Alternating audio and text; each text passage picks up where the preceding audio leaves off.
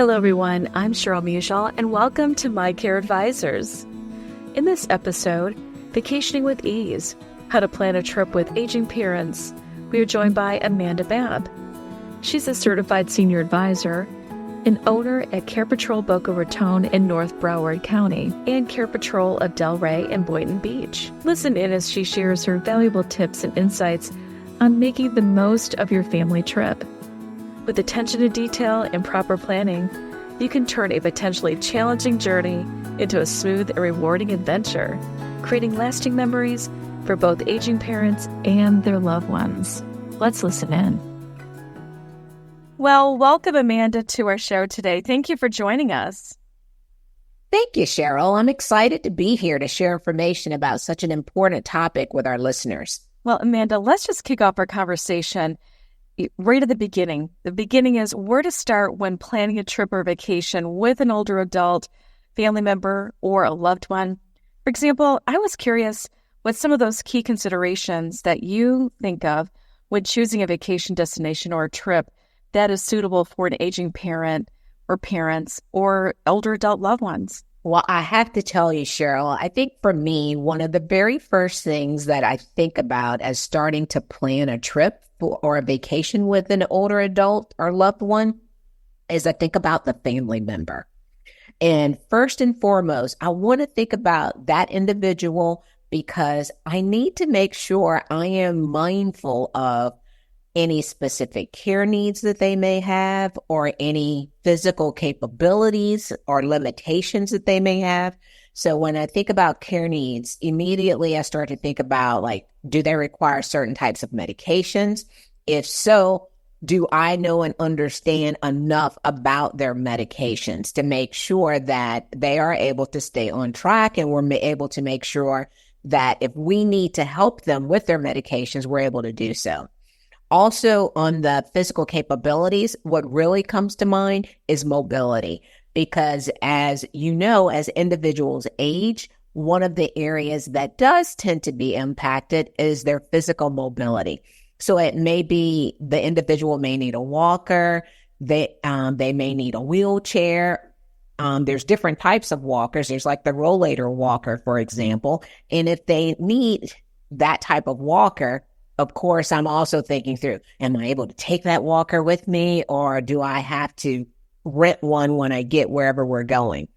And then I also think about, do they require rest? You know, they're not accustomed to working a 40-hour week anymore and having a grueling schedule. So they may need a break. Also, some of the other things that I think about when starting to plan a trip is I start to think about what's going to be the ideal trip for them. Is it a trip where we're gone for 3 days, 5 days, 7 days? You know, what can they sustain and what's going to be good for them? I also think about what would they like to spend on a trip. And the reason I bring this up is many older adults are living on a budget. And if we're going to go on this nice vacation, I don't want my loved one to be worried about the bills that they may have to pay and potentially going over budget. So I make sure I have that conversation early with my older adults. And for me specifically, I would have that conversation with my dad, just because I don't want him to worry. I'm taking care of this trip, so don't you worry about the trip. Just come and have a good time. Also, I think about how we're going to get there. Are they able to fly or are they able to drive? You know, what's the longest amount of distance they can sustain in a car versus are they comfortable flying? And then finally, I also just want to talk to them because I want them to let me know where would they like to go? What would they enjoy? What would they like to do? What would make it a good vacation for them? I don't want it to be all about me. I definitely want it to be a shared experience. So I really want to know what would make it a great vacation or a great trip for them. Well, Amanda, thank you for sharing these considerations. There absolutely is quite a bit to think through, even just starting to think about planning stages, aren't there? There are plenty of things to think through. Well, with that being said, I was wondering, what are some of those common challenges that families face when planning vacations or trips with their aging loved one? You know, Cheryl, one thing that immediately comes to mind for me is many times a child of an older adult, as well as a loved one of an older adult, many times I remember them as they were, maybe not so much as they are today. So one of the things that is very important is to recognize that their needs today may be very different than what we recall. So some of the things there that we want to think through is, are we planning to make the trip very relaxing and enjoyable for them by having them not have to worry about something such as incontinence? So as we age, unfortunately, we may be in a situation, or it could be as a result of medication, we may need frequent restroom stops. And then sometimes individuals just may not be comfortable if they don't know where the next stop is or when they're going to be able to go to the restroom again. So what are the things that we can do to make them more comfortable traveling, knowing that incontinence may be something that they may be dealing with? Also, if they're taking medications, starting to think through for the medications they're taking, are meals required? Do they need to eat something? Could be like a mini meal. It may not be a full-blown meal. However, it could be a nice snack that they need to eat when they're taking their medication to ensure that they don't get sick while they're taking it. Also, when they're traveling, some of the other things that we have to think through, it again comes back to accessibility. So, for example, if they're staying in a hotel or whether they're staying with a loved one, anything we can do to help them be able to stay on the first floor would be ideal, because now you're not having to deal with traversing stairs. You're not having to worry about such a long walk up and down the stairs in the back of the second floor, wherever it may be. Some other things that we have to start to think through too when it relates to accessibility. It's like, for example, in bathrooms, and hotels are excellent at offering accessible hotel rooms where you have bars in the bathroom that may be right by the toilet or in the shower to help someone so that they feel safe. And that's what you want them to feel safe. They may not necessarily need it, but to know that it's there from a safety perspective is very important. And then you want to think about things such as the bed and the bed height and things of that nature. May not be something that everyone needs to think through, but in some cases, it may be something that could be a concern for your loved one. I love the fact that I was reviewing an article recently, and one of the recommendations that the writer had was whenever he traveled with his dad, he always made sure that there was a comfortable chair, such as a recliner, that was available in the hotel room or wherever they were staying, because his dad oftentimes, because of his back, didn't like to sleep in a bed. However, he would love to sleep in a recliner because it was more comfortable for him. So this is, again, where it's very important to make sure that you're spending time with your loved one and you know and understand what some of their specific needs and wants are. Also, it's important to think about setting our itineraries where we allow for relaxation. It's important to take a break. It's a great opportunity to spend good quality time together, but it's also a great time to give our older loved ones an opportunity to recoup and be prepared for the next great activity that you do have planned. So breaks are very important. These are really good recommendations, Amanda, to help overcome some of those really common challenges and to think through. So thank you for sharing those thoughts with our listeners. You're welcome. Well, I was wondering, to that end, if you could share a few more tips on just how to ensure that the travel accommodations, I know you've already mentioned a few, but how you can really think through those, and that the activities are really suitable for an older loved one's needs and preferences. Cheryl, I'm actually glad that you asked this question because it makes me think about traveling with my dad over the last few years. Two things that my sister and I always made sure that we did, because typically it was the three of us traveling together, is we always made sure our number one thing was to research wherever we were going. And then also communicate. We communicated, actually over communicated with my dad. So he knew exactly what was happening. So when I traveled with my dad, some of what we would do is we would set a plan that included what time we were leaving for the airport. We even told him where we were parking because he was always curious about what was going to be happening. We went through what clothing would be needed for the trip. And the night before, we always made sure we would double check his bag right there with him because that made him feel better also, to make sure that he had exactly what was needed in terms of clothing and comfortable shoes. We also walked through our itinerary to make sure he had thought of everything possible that he may need. So if we were going to a wedding, a graduation, or whatever it was, we would double check that, okay, you did get the gift, you do have a card, etc., because that always made him feel better and it made him feel more prepared. We also made sure that he had his medication. If we were flying, we made sure his medication was in his carry-on, because if something were to happen with his bag, for example, and it was delayed, rather than being worried that he would miss his medication, that's a concern we didn't have because he had it with him.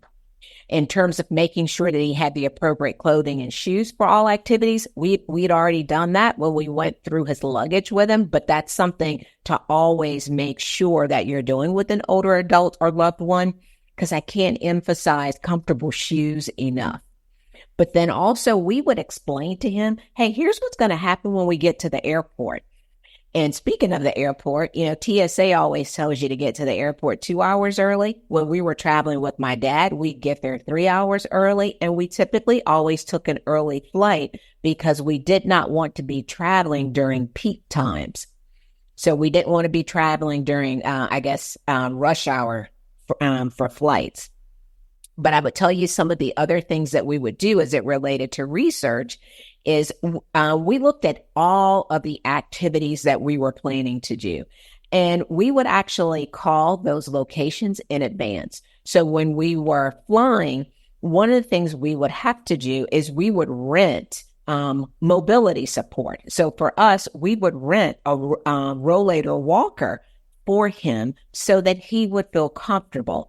We also called ahead on one of our trips. We were going to a play, and it was very important to him that he saw the play because his godson was in that particular play. And in that case, we called ahead. We asked to make sure we knew exactly where he would be sitting, made sure we knew where the restroom was for him. And one of the side benefits of us doing that is the location that we were going to, they were prepared for him. So to call ahead as much as you can for any activities that you're participating in, that's just a really good thing to do. And there's things that they can do to help you when you make that phone call. Also, if you think about the fact that, like I mentioned, my dad, most of the time we were flying, we would even make sure that for him, because the airlines are really great and they give individuals an opportunity to board early, we always made sure that when he got on the plane, he knew exactly who the flight attendant would be that would be in that particular area. We made sure someone was seated next to him. We wanted to always understand what were the things that he may need during the flight. We made sure it was all easy for him to access in a carry-on that was just right beneath the seat in front of him. We didn't want to put it in an overhead because we didn't want him having to deal with the stress of taking a bag down from the overhead. So these are just a few of the things that I would tell you that we would do, but I would go back and just double down on research and over communicate the plan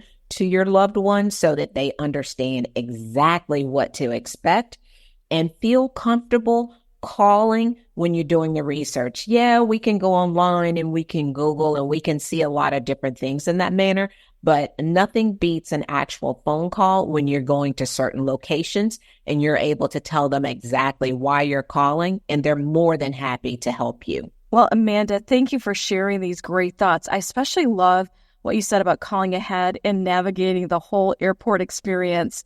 I tell you from my personal experience that having those key tips are so important to help everybody feel comfortable. So I appreciate you sharing those insights and traveling with your own dad. So I was also wondering, since so many older adults are living in a senior living community, what are some of those essential items or preparations, in addition to what you've already mentioned, that families should consider even before embarking on that trip? I'm glad you asked that question because you're right. Because I work with many adults that do live in an assisted living and they still go on trips with their families. So one of the number one things that those individuals need to do is make sure they are communicating with the assisted living community that they live in. And then honestly, this isn't just for assisted living, it's also for independent living. One of the benefits of living in that type of community is they are also looking out for you. So if you just disappear on a fantastic vacation for 5 days, you may set off many types of alarms because they have not seen you at the specified times that they normally see you. So I highly recommend communicating in advance that you will be going on vacation. And then typically you have to sign so that they know exactly where you are. So that is probably number one. Make sure that you're communicating to the community in which you're living so that they are aware of where you are. But they will also help you. That's also one of the additional benefits, because a part of what they will do is they will make sure, especially if they are taking care of your medication, they will make sure that you have enough medication for your trip. But what I would encourage you to do, and I encourage you to do with your loved one, is make sure that you have an extra day or two worth of medication, just in case there is the occasional travel snafu that occurs. That way you don't have to worry about anything related to medication. Also, I would strongly encourage you to think about bringing along compression socks. Because compression socks, they help to reduce swelling, and it's a great way to make sure that when you get to your destination, you're not starting out with some challenges because your legs may be swollen. Also, I'd say bring along a neck pillow. And this is something, if you're living in an assisted living community, they can help you with packing that. And even if you're not in a community, this is something great for you to bring along. This is help you be comfortable during your trip and be able to get in a good nap. Snacks and a water bottle. Again, you want to make sure that you're prepared. And I cannot, again, emphasize enough comfortable shoes. They're an absolute must. But this is where it's important if you're living in an assisted living community. If they assist you with packing comfortable shoes, they will know to make sure that you have your most comfortable shoes and you have your most dapper outfits to make sure that you're ready for all of the great adventures that you're about to encounter on your vacation. Well, fantastic. I totally agree with the comfortable shoes. I tell you what, if I don't have comfortable shoes on when I'm traveling, it is not happy. It is just not happy. Same. I have to have those comfortable shoes. All right. So I was wondering so let's move forward with thinking about the vacation itself and making it an enjoyable and relaxing experience for both, the older adult, the family members, whomever's on the vacation.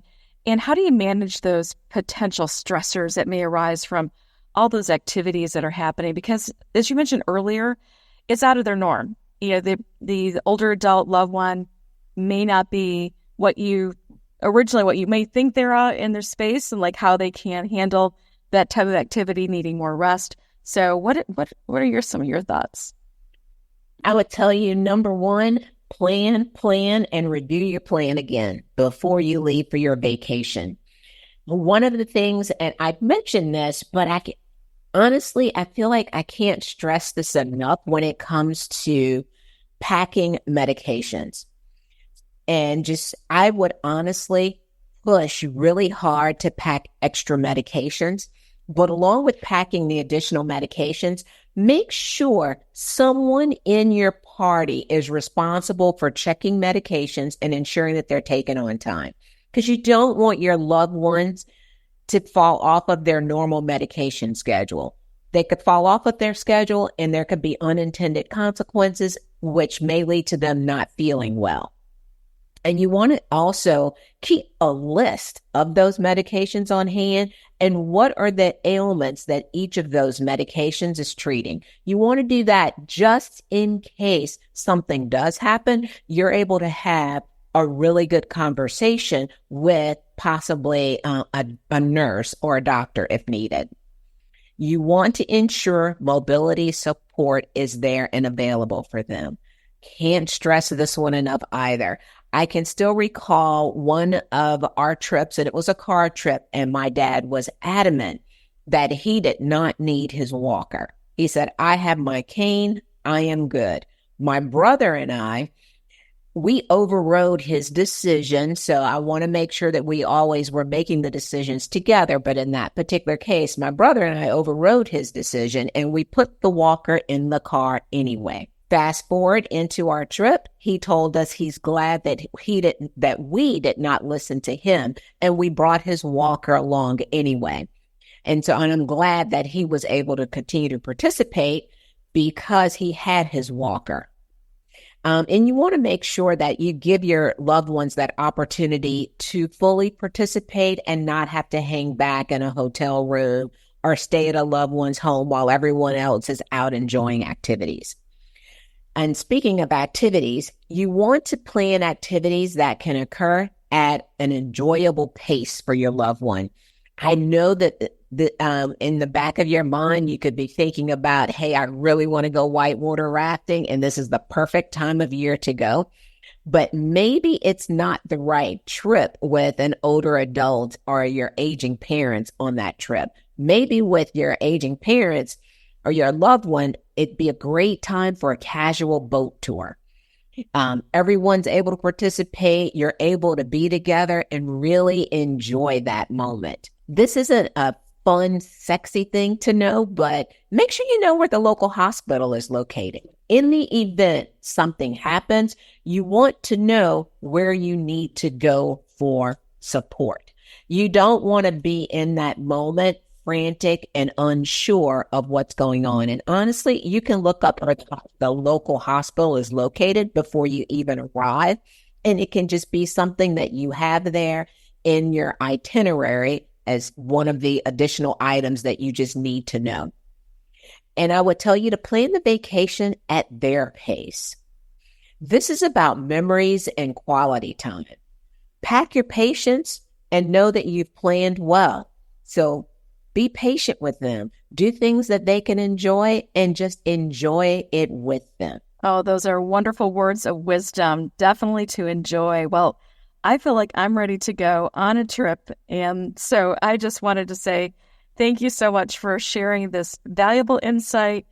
And, thinking now that as we're coming to a close for this really fun episode, excited about getting our vacation and trip plans ready, what other tips would you like to share in helping to make those vacation memories just keep on lasting for both, the people who are there and, for the family members or friends, but also for your aging parent? Just kind of curious what your thoughts are. I would tell you, we mentioned this a little bit in the beginning around the planning of the vacation or the trip. Remember your why. Why are you doing this? Why did you want to have this trip with your aging parents or your loved one?